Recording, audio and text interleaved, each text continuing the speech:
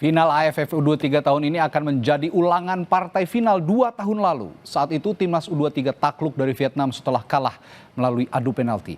Lalu apakah performa timnas saat ini cukup untuk membalas kekalahan dari Vietnam? Terlebih kita bermain di kandang sendiri, Stadion Utama Gelora Bung Karno. Kita ulas bersama analis sepak bola yang hadir di studio Kompas TV, Gita Suwondo. Selamat malam. Malam, Radi. Sebelum jauh ke pertandingan, kita lihat head to head dulu nih ya. Head to head antara pertemuan antara Indonesia dan juga Vietnam di kelompok umur. Nah, kalau melihat head to head, kita sebenarnya dari 13 kali pertemuan di berbagai ajang. Kita masih sedikit di bawah Vietnam. Kita 5 kali menang, Vietnam 7 kali menang. Nah, kalau melihat performa kita yang 5 kali menang dan mereka 7 kali menang, termasuk 2 tahun lalu kita kalah melalui adu penalti. Bagaimana melihat kan semalam ini?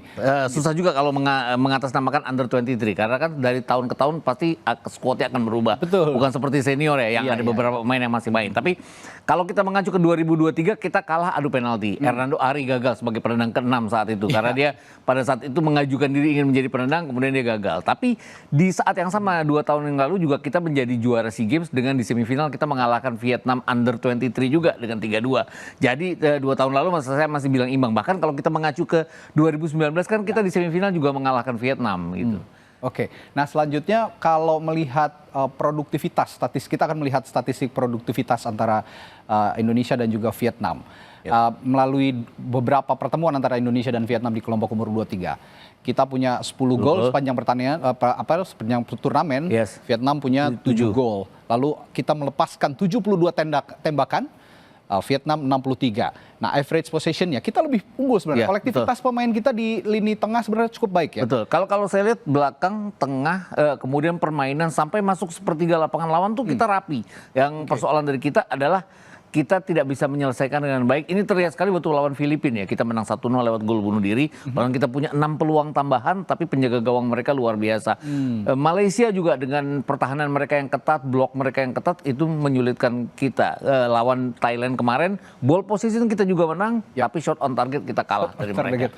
Lagi-lagi eksekusi di lini depan ya. Betul. Dan kalau melihat itu 10 gol, 8 kan datang dari lawan Brunei ya. Jadi saya juga tidak terlalu menganggap Brunei hasil melawan Brunei diapresiasi tapi yang harus kita lihat adalah melawan Filipina, melawan Malaysia dan melawan Thailand, di mana kita hanya mencetak 2 gol dalam 3 pertandingan. Oke, tapi Vietnam ini kan punya karakter tim yang selalu meledak-ledak di setiap kesempatan. Terutama kalau lawan Indonesia selalu meledak-ledak. Mereka seolah tidak takut bermain di kandang lawan. Apa yang harus diwaspadai melalui Vietnam ini? 3-5-2 yang mereka mainin ya. Kalau kita lihat ya, orang yang bilang bahwa Nguyen Dinh Bak kemudian Nguyen Huyen Min di belakang, cetak masing-masing 2 gol. Tapi yang harus diwaspadai adalah Nguyen Van Trong juga di tengah. Kemudian ini pemain yang sudah bermain di senior juga, artinya pemain nomor punggung 8 ini yang juga harus diwaspadai. Kemudian permainan mereka dari sayap, ingat mereka cetak 7 gol dan di pertandingan terakhir grup, kemudian di pertandingan melawan Filipina mereka ketinggalan, tapi mereka mampu mengejar ketertinggalan. Jadi secara mental mereka ini dan mungkin skillnya di bawah Thailand, tapi mereka punya kemampuan untuk terus menekan, untuk tidak menyerah. Ini yang saya pikir salah satu kesulitan pada saat kita harus menghadapi Vietnam. Tapi secara skill juga sebenarnya dari 4 pertandingan yang sudah kita jalankan kan kita selalu bermain lebih baik dari lawan-lawan kita. Oke, kita selanjutnya lihat statistik pertahanan di lini belakang antara Indonesia dan Vietnam. Kita memenangkan 55 tackles. Vietnam mendapatkan 45 tackles. Kita cukup banyak melakukan pelanggaran, 31 pelanggaran, Vietnam 27, dan kita mendapatkan 6 kartu kuning, sedangkan Vietnam hanya 2. Padahal yang terkenal agak dalam tanda kutip sering bermain kasar Vietnam tapi kali ini justru mereka mendapatkan sedikit kartu kuning. Mungkin pertarungan mereka yang paling keras adalah melawan Filipina ya. Artinya mereka juga tidak harus kartu kuning pada saat berhadapan dengan Laos, berhadapan dengan Kamboja. Ini kesulitan kita adalah kita menghadapi partai harga diri melawan Malaysia, kita menghadapi partai yang juga sulit melawan Thailand. Jadi mau nggak mau nggak heran kalau ada 6 kartu kuning buat kita. Tapi melihat kita memenangkan 55 tackles. Ini Kadek Arel dan juga Kakang sepertinya memang tidak tergantikan di belakang. Betul. Apa yang bisa analisis di lini belakang? Kalau kita lihat dua-duanya sangat bagus sekali ya sebagai center back. Mereka main dari pertandingan kedua, tidak main lawan Brunei dua-duanya, tapi bermain di 3 pertandingan terakhir. Ini mereka membuktikan bahwa lini belakang rapi dijaga, hanya kemasukan 1 gol. Bahkan kalau dari tackles won itu saya mencatat Raven pada saat dia kehilangan bola, dia juga merebut bola dengan tackle yang luar Ikut biasa ini ya. ya, Bahkan ikut ada dalam 3 pertandingan yang bertahan. dia mainkan, ada 10 kali dia merebut bola pada saat dia kehilangan. Jadi etos kerjanya pada saat, Ya. oh gue salah, tapi gue memperbaiki. Mempertanggungjawabkan itu. Mempertanggungjawabkan. Nggak heran dia terpincang-pincang beberapa kali kita lihat, dan karena itu naik turun ya. Dan itu risikonya adalah dia tidak jadi penendang penalti ya pada saat adu penalti Oke, kemarin. tapi kita lihat juga Bung Gita, kita akan tampilkan satu video pada saat kita kebobolan melawan Thailand. Ada beberapa missing link di lini belakang Indonesia kita ya. yang tidak terlalu bagus komunikasinya antara 4 lini belakang yang dipasang oleh Harold van den Berg. Ini kita lihat. Dari sayap itu ya kalau nggak Ya, salah ya. kita akan putar lagi. Ya, ini dia. Ya. Seolah tidak ada yang mengawal. Yap. Ya, Sakon berapa? Kakang dan juga kadek-kadek Ariel juga nggak ada di tempat ya pada Iya. saat itu. Adek Ariel terlambat mundur ke belakang. Ya, Kemudian artinya Donitri juga tidak ada di juga sana. tidak ada di situ. Artinya kalau begini ini seperti blind spot yang tidak terkawal. Yep. Apa yang harus diantisipasi menghadapi Vietnam yang kemungkinan juga menghadirkan beberapa second line mereka yang untuk ikut menyerang? Di saat kita menguasai jalannya pertandingan, terus kita nggak bisa bikin gol, ini yang membuat kita agak lengah di belakang ya. Ya. Semuanya jadi praktis untuk maju, untuk bisa menghasilkan gol. Ini kenapa kita kemudian kebobolan. Dan di perpanjangan waktu 15 menit kedua juga terlihat bahwa faktor kelelahan juga membuat beberapa kali ya Hoki Caraka kehilangan bola di sisi kanan karena dia bermain lebih melebar. Ini yang membuat Thailand beberapa kali masuk dari sisi bek kiri kita. Ini yang harus juga diwaspadai karena sayap-sayap Vietnam itu bagus-bagus semuanya. Ya, oke. Terakhir kita bahas pemain kunci malam hari ini di kedua kubu antara Indonesia. Iya, di Indonesia tentu saja andalannya adalah Robbie Darwis dan tentu sebenarnya Arkan Fikri. Tapi Arkan Fikri tidak bisa tampil seperti malam hari ini sehingga Robbie Darwis menjadi tumpuan utama di lini tengah yang akan diandalkan baik untuk menyerang dan untuk bertahan. Nah, sedangkan di Vietnam ada yang sudah tadi disinggung oleh Bung Gita. Di Vietnam ini ada Nguyen saya lupa namanya. Nguyen Dinh Bak. Nguyen Dinh Bak. Ya. 2 gol ya. 2 gol yang sudah dilesakan oleh dia. Nah, apa yang harus diwaspadai oleh 2 orang dari Ini timnas? Nguyen Dinh Bak dan ini Nguyen Hyun Min. Hyun Min, betul. Ya, Nguyen ini Dinh Bak dan mencetak Hyun 2 gol pada saat berhadapan dengan Laos 3-0 mereka menang.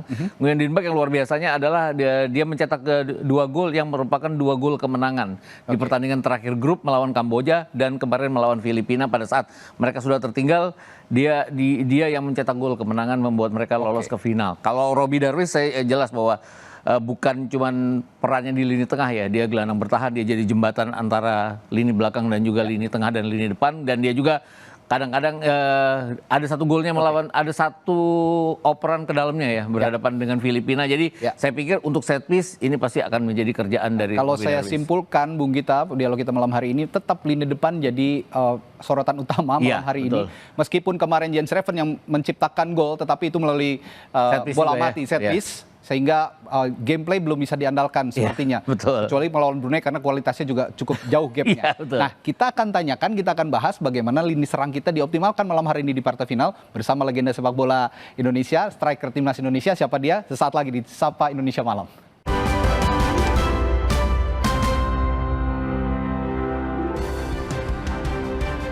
Nah, pasukan Garuda Muda punya misi balas dendam melawan Vietnam karena kalah di tahun 2019 di final melalui adu penalti. Lalu peluangnya di lini depan bagaimana untuk bisa menjebol gawang Vietnam malam hari ini? Seperti janji saya akan berbincang dengan legenda striker timnas Indonesia, mantan striker timnas Indonesia, Mas Budi Sudarsono. Halo, selamat malam. Makasih udah balik lagi ke sini. Ini lini depan kalau kata Bung Gita memang masih jadi PR, Mas Budi. Mau dari penyisihan kemarin di semifinal dan sekarang di final sepertinya juga mungkin akan menghadapi kendala yang sama. Ketika aliran bola dari lini tengah sepertinya tidak bisa dieksekusi dengan baik di lini depan. Apa yang harus dirombak kira-kira kalau mau menjebol gawang Vietnam malam hari ini? Ya emang kalau ngomongin striker ya, kita ke belakang 2-3 tahun ke belakang maka agak susah untuk milih striker. Apalagi di timnas senior juga, jadi semuanya event lah kayak timnas senior 2-3 sampai sekarang ini agak kurang pilihannya. Gitu. Mungkin karena salah satunya adalah kurang jam terbang ketika dia di tim di liganya. Oh, di liganya. Seperti itu. Oke. Nah, setuju di liga ini punya minim sekali jam terbang. Iya, Mereka buat striker terutama Buat ya. striker. Iya, Klub besar kita kan semuanya striker Betul, asing. iya. Kemarin Persib juara kan semuanya striker asing. Sekarang kan pindah ke Malut semuanya striker asing juga. Saya ingat tahun 2007 waktu kita Piala Asia ya. Ada Mas Budi Sudarsono, ada BP. Sebelumnya kan Mas Budi Sudarsono ini kan di Persik. Persik juga bersama Christian Gonzalez mereka sampai menahan imbang Urawa Reds. Artinya kan lawan-lawannya itu lawan-lawan Asia jadinya yang membuat mereka pengalaman sehingga waktu di timnas memudahkan mereka jadinya. Nah ini semoga didengar juga nih oleh pelatih-pelatih klub-klub juga nih, kasihlah kesempatan striker kita ya, timnas kita itu untuk bermain. Nah kalau melihat dua striker yang benar-benar murni kita perbincangkan, ada Jens Reven dan Hoki Caraka. Hoki Caraka, ya. Sebenarnya tipikal mereka ini finisher atau bisa berakselerasi sebenarnya untuk dimanfaatkan juga membantu lini serang dari lini tengah. Kira-kira kalau Mas Budi kan tukang ngacak-ngacak dulu ke berbagai sisi. Sebenarnya kalau dilihat dari dua striker ini sebenarnya yang Jens Reven dia sudah membuktikan bahwa dia pertandingan pertama dia juga cetak gol agak banyak juga, walaupun itu lawan tim yang Brunei, ya notabene tim yang agak lemah lah istilahnya. Itu menurut saya untuk mencetak di suatu cetak gol di suatu event itu emang di awal itu memang harus, karena untuk step selanjutnya. Tapi yang kita lihat step selanjutnya ini dia nggak mencetak gol, ini yang agak biasanya striker itu ketika dia pertandingan pertama itu susahnya lawan siapapun itu sebenarnya. Ibaratnya kalau udah kerannya udah kebuka terus. Iya, itu biasanya seperti itu. Tapi yang kita sayangkan setelah pertandingan itu, setelah dia nyetak berapa gol, berapa kemarin 6 gol kan? 6 gol. Habis itu dia nggak cetak lagi, itu yang ini. Padahal seharusnya biasanya ya kalau dulu kita striker itu ketika kita pertandingan awal cetak gol, pertandingan kedua dan ketiga selalu itu lebih gampang untuk mencetak gol. Kalau Mas Budi lihatnya kenapa hambatannya kok susah di depan untuk nyetak gol lagi? Mungkin yang pertama suplai juga ada. Suplai dari pemain-pemain belakang, pemain tengah ke depan itu salah satunya juga itu. Ya. Terus cara kita juga bisa juga bagaimana cara kita sebagai striker dulu kan striker itu bukan hanya untuk mencetak gol aja. Jadi kita juga mencari bola kayak gitu dan mencetak gol seperti itu. Ya. Nah, mungkin itu juga salah satunya yang belum dimiliki striker itu. Bung Gita sempat menyinggung Jens Reven ini juga beberapa kali ikut agak ke belakang menjemput bola untuk bisa sama-sama membangun serangan ke lini depan. Tapi kan sebenarnya dia ini finisher. Nah kalau mereka para striker itu membantu serangan, biasanya kalau menurut Mas Budi dan Bung Gita, saya ke Mas Budi dulu.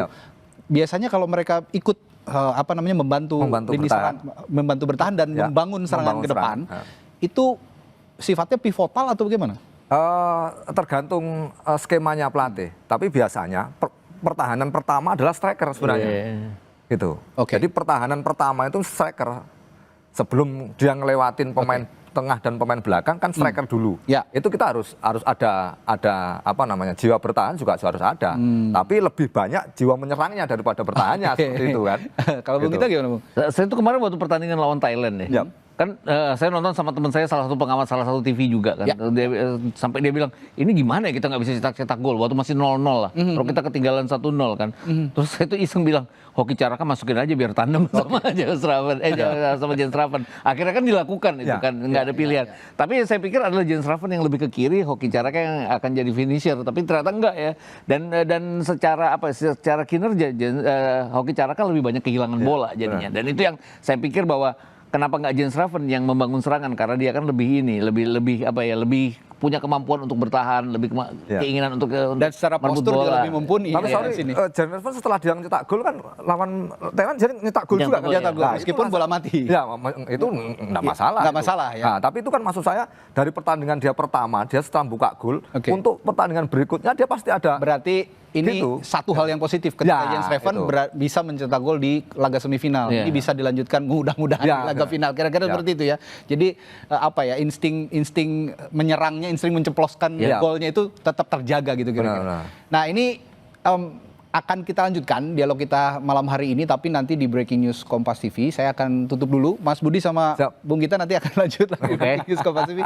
Kita akan lihat euforia supporter, termasuk taktik apa yang sebenarnya akan dipasang dan line up itu yang salah satu nanti akan kita bahas. Line up yang akan diturunkan oleh Hello Fanonberg di Breaking News Kompas TV sesaat lagi.